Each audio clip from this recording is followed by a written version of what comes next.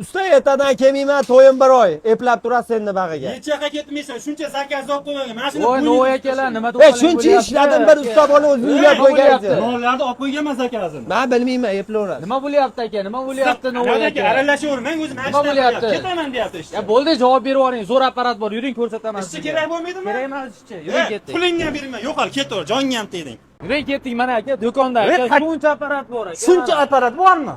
Siz hali ham odam ishlatasiz aka, mana bittalik apparatlar bor, ikkitalik mana 2 silindrli avtomatlar bor, mana 3 silindrlilar bor aka. Yo'q, o'zi yasoradimi? O'zi yasoradi bular.